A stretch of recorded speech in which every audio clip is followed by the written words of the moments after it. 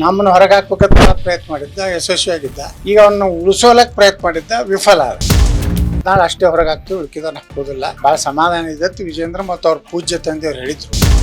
ಏನು ಅವ್ರನ್ನ ರಕ್ಷಣೆ ಮಾಡ್ಬೇಕಂತೇಳಿ ವಿಜೇಂದ್ರ ಭಾಳ ಪ್ರಯತ್ನ ಮಾಡದ. ನಮ್ಮನ್ನು ಹೊರಗೆ ಹಾಕ್ಬೇಕಂತ ಪ್ರಯತ್ನ ಮಾಡಿದ್ದ, ಯಶಸ್ವಿಯಾಗಿದ್ದ. ಈಗ ಅವನ್ನ ಉಳಿಸೋಲಕ್ಕೆ ಪ್ರಯತ್ನ ಮಾಡಿದ್ದ, ವಿಫಲ ಆದ.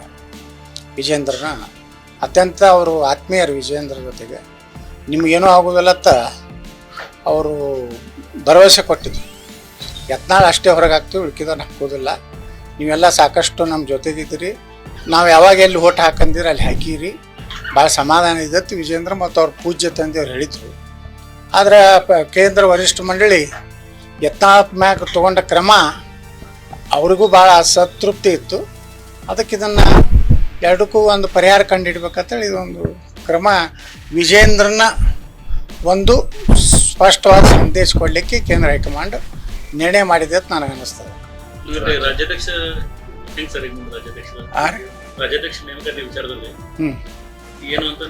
ಏನಿಲ್ಲ, ಅವರು ಪಕ್ಷದ ಈಗ ನೋಡ್ರಿ ಆ ಯುದ್ಧ ಒಂದು ನಡೀತು ಪಾಕಿಸ್ತಾನದ್ದು.